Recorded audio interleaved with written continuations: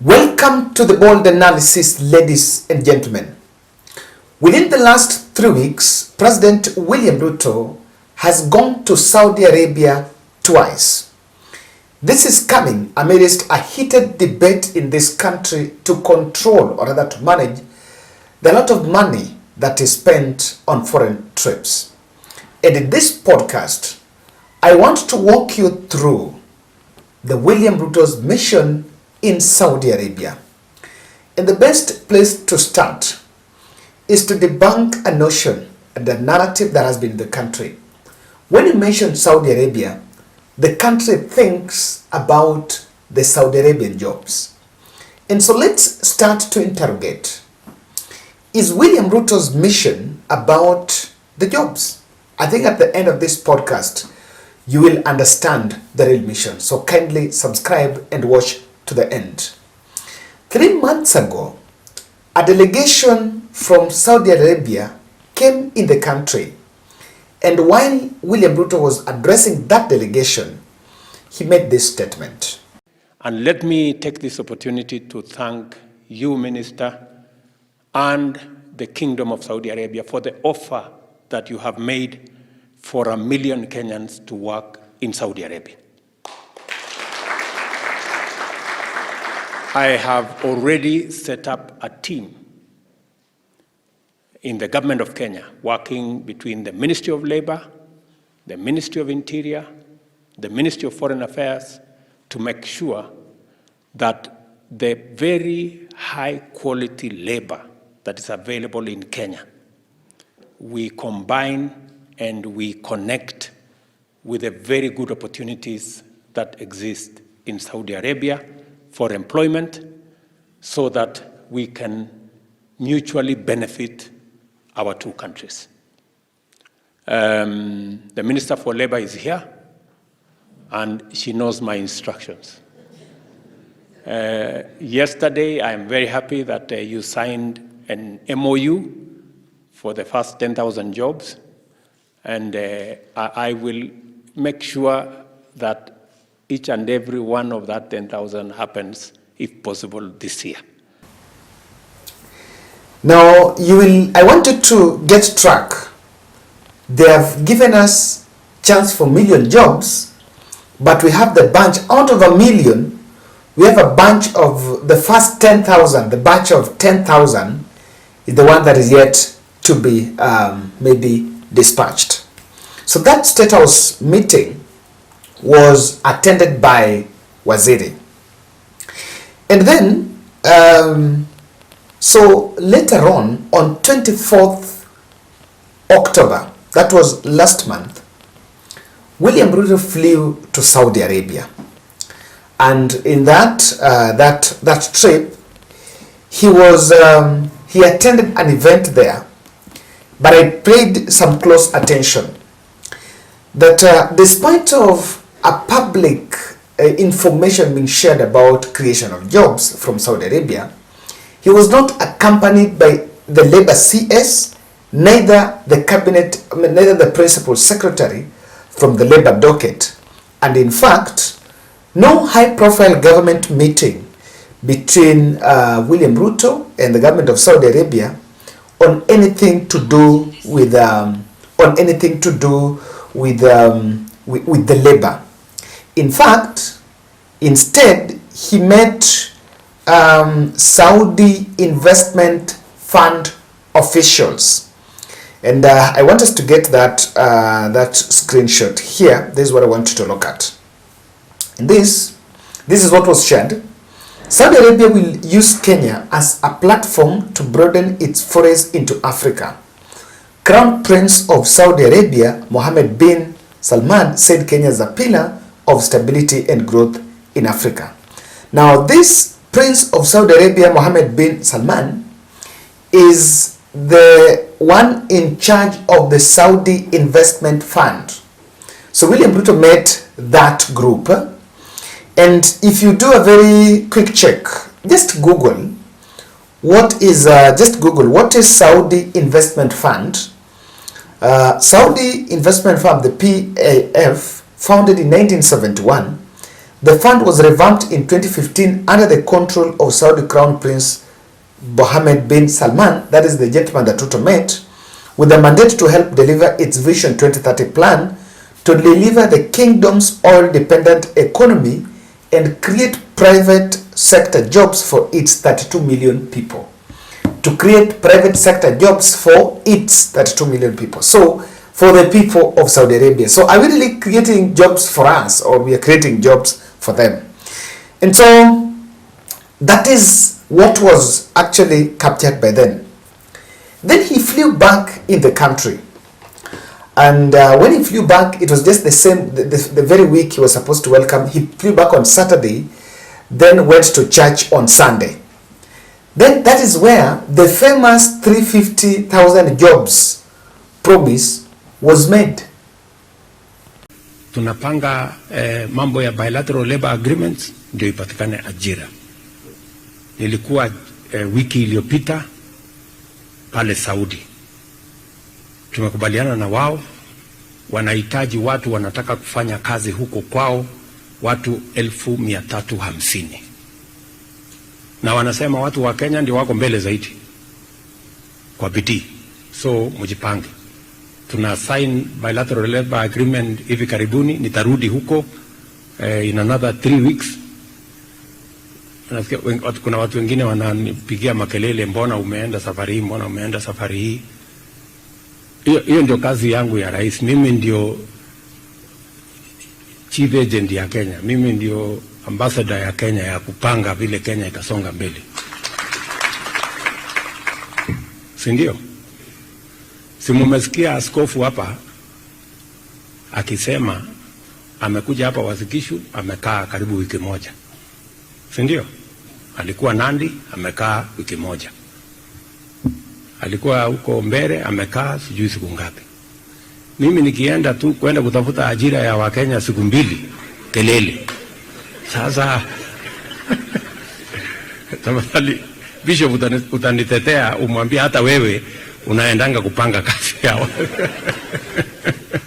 Now this he was saying, and if you follow, and I've played the whole video so that you understand the context. He was saying, better normally play the whole video. I don't like giving you 2-3 seconds. I want you to get the context of everything.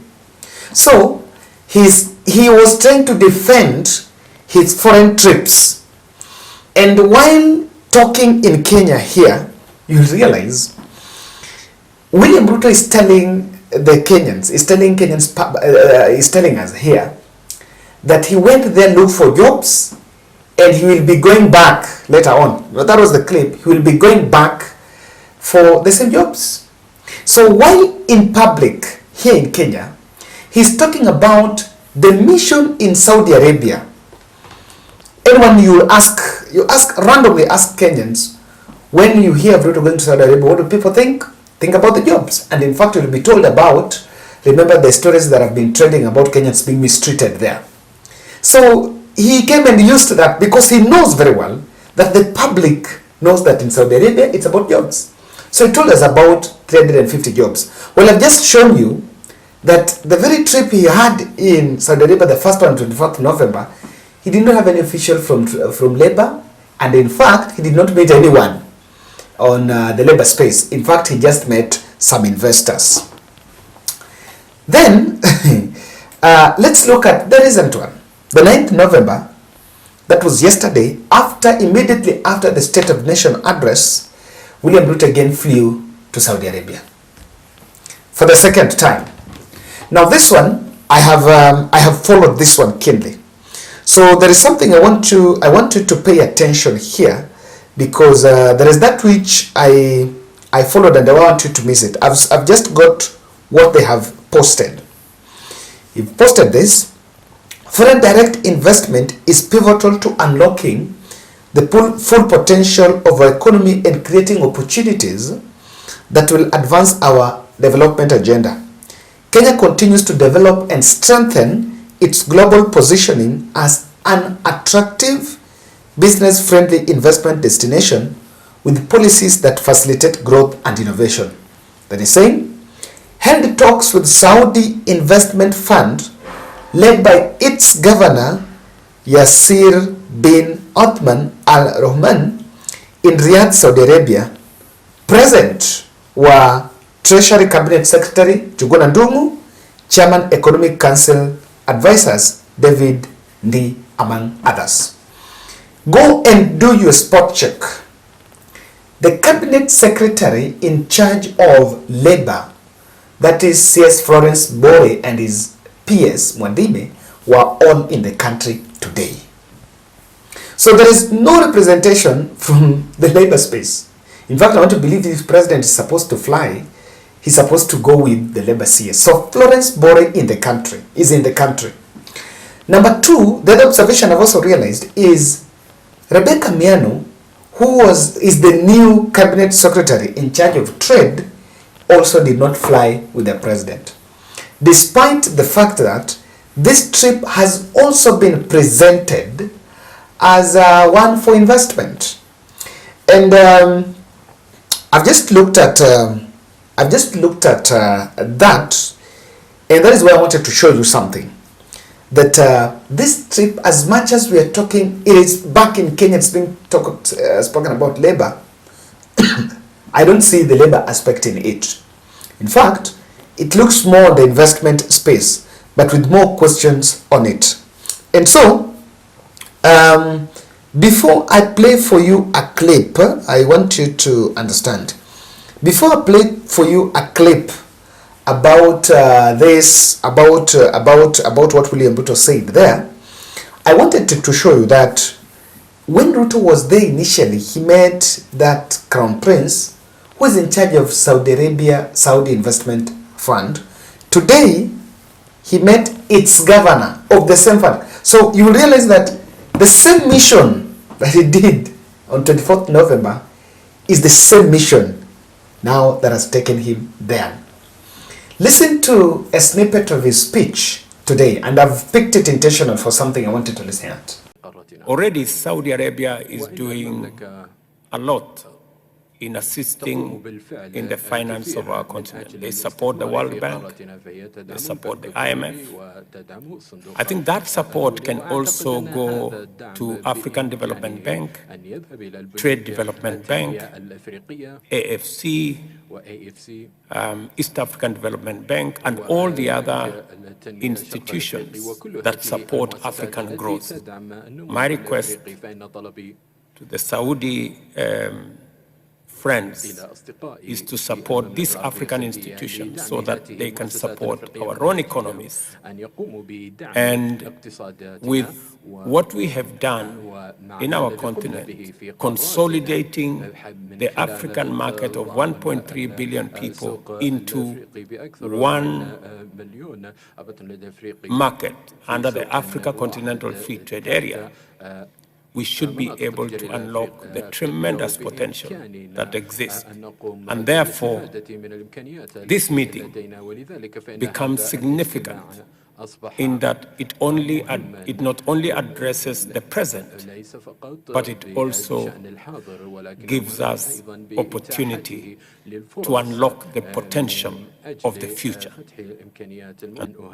convening so that we can unlock the tremendous potential that exists between our partnership. Between Saudi and Africa, we have the energy of the present and the energy of the future. The energy of the present, Saudi Arabia has tremendous resources of fossil fuels, maybe almost 20%.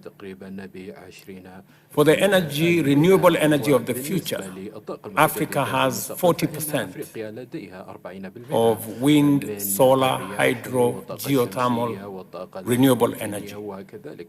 Combining the energy resources of Saudi Arabia and Africa gives us the energy that we can use today to power our development and gives us also the potential for the energy for tomorrow and the future in unlocking the huge potential of energy in Africa.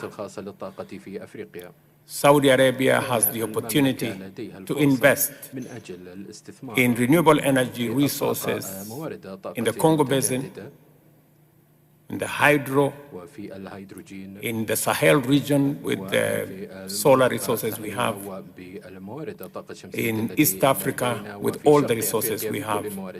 Kenya has already 93% of our grid being renewable energy. And therefore, there is confirmation of the huge potential of that energy. Thank you for your contribution on matters peace, the JIDA process, which IGAD, under our chair, the President of Djibouti, is engaged in. We believe will unlock the challenges in Sudan, and your participation in this region will also give us the opportunity to also deal with the challenges that are going on between Israel and Palestine. We believe that terrorism cannot be an answer.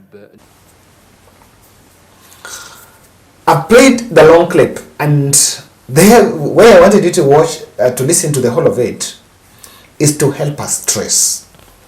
Are you seeing investment? And we are not saying, are you seeing the labor aspect? So we are not saying it's wrong to talk about investment. But what is not clear is that it seems not being communicated. Why is it difficult to defend the foreign travels using the investment pitch if you're looking for investors? Why is it not just open? Because even this one for Saudi Arabia, the president flew immediately after the State of Nation address, and there is no cabinet, there is no dispatch from State House about what the president is going to do in Saudi Arabia. In fact, I think they stopped sending it because Kenyans, they don't want to remind Kenyans that the president is away. There have also been a school of thought that why will the president go there twice within 3 weeks? You know, why would he go in person? And let's pick a good example. After going to Germany sometime earlier this year and holding a meeting with the German Chancellor, this time round, to tighten what was done, he sent Rigathi Gachagua. But on the Saudi mission, he has gone twice in person. And that is why questions are arising on it. So you will understand that even from that soundbite that you've listened to, you will not get clearly a Kenyan thing. The talk is more of an African page on what Africa is doing, representing Africa in this space. But I partly agree with those who say that William Ruto is accepting most of these invitations to go out to avoid being in the country. The country is hot as you speak. After the State of the Nation address, he left out the issue of fuel, and he knew very well that the country will be reacting to it and talking about it. Why has President left out that?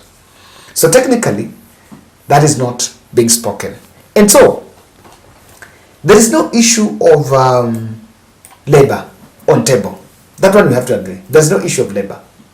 Number two, the investment is not being defended in public. Even Tondore, he didn't talk about the investment aspect. That's that first concept. The other observation is, we're talking about investment, but we just went with the Treasury and David Ndii. I'm not saying they're the wrong people, but we left out Treasury, the trade, which I want to believe will be part and parcel of this delegation. And so, this is the bottlenecks, or rather, this is the frame of Ruto's Saudi mission.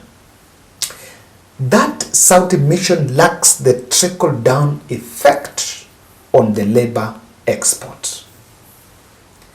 The labor export, and I've picked that point because that is what the country knows. Million jobs 10,000 to going, 350 jobs are available for Kenyans in Saudi Arabia. I want to believe, of course, foreign direct investment is good for this country. But if the 10,000, it was made 3 months ago, but have we dispatched the 10,000? You would have seen us launching them, to show that they are now, these people have left. Unless you will wait for some data to be cooked after some time about we've sent 10,000, 5,000, about that. So without the labor on table, it lacks the trickle down. And there have been a big question, does the foreign trips mission, do they tighten, do they hold, do they support the bottom-up economic model? Supporting the people at the lower part of the pyramid. Is it creating jobs for them? It's a matter of wait and see. Number two, why is the Saudi mission on the investment, but it seems the president is holding his hands on it?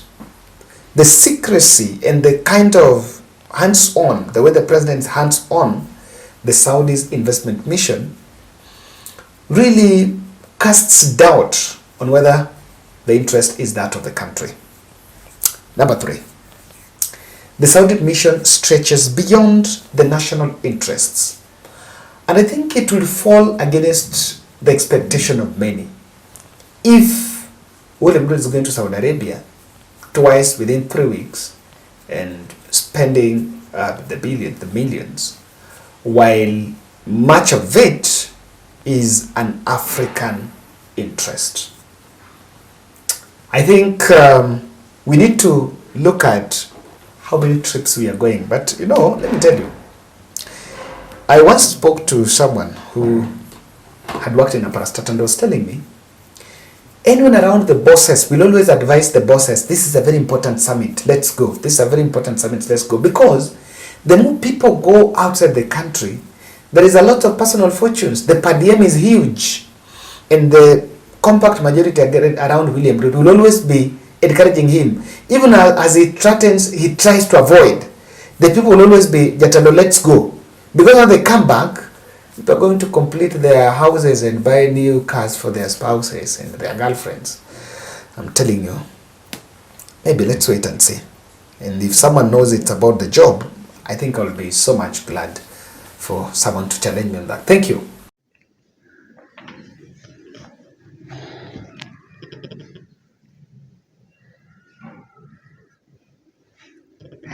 Welcome to the Bold Analysis, ladies and gentlemen. This is the northern part of the coastal northern coast, and I am live at the Uzui coastal apartment. I want to show you a B&B. I know this is now a holiday season, and most of us are coming in the country. You also want to spend some time in the coastal area, and of course this is the best place. It is very convenient, and I want to show you so that we do a house tour. You know what exactly is inside and how it looks like, so that you can really be in a position to make a good decision. It is a very good partnership between the Bold podcast and the Uzui coastal apartment here in the coast. Asante, let's go. Yes, so when you come, this is the house. This is the beautiful sitting room, or rather the living room. This is your dining. So, like in these rooms, when you come, you're supposed to be able to prepare your food, or even without that, you can still get someone a cook to serve you. And this will be your dining. Then, so on this other end is the kitchen. So the kitchen is very big. This is where you cook. So, and it's very comfortable because when you cook, the smoke that is coming is being absorbed by this. Then this is where you can keep your stuff. This is a microwave, and even you also have a fridge on this other end. So it's a very comfortable place. So before even I show you the other side of the living room, here is a door where you can, when you are here and you want to freshen up, you can just come out here. You can do your laundry around this place. It's a very serene space, guys. You can do your laundry here. You can also just rest and just around the balcony, as you have a very good view of the place. And by the way, as your cameraman is showing you, you see the place is quite an amazing space, and you can take a very good view. So even standing here or being around this place is quite a very interesting scenery. So this is what is it? So let's go back inside so that we give you the other bit of it. Yes. So this is your sofa sets. This is where you can relax. So you make yourself comfortable here. If you can look at it, these are the chair and then the TV set. So it's a place you can. I promise you, this is a place that you really loved. I've been here for the last a few. I think I spent my night here, and it's quite amazing. It's quite an amazing place. So I want to show you the other spaces, but this is literally what that living room looks like. You really love it. So let's go. Now, the other place I want you to see, this is the dispenser. Yeah, this is the dispenser, and they have Wi-Fi. So you should not even worry about your internet, and I've used it. It's quite very fast. So you can be able to run your errands if you want to work online, you want to just keep up, and you also want to watch the Bold podcast, you'll be able to get that.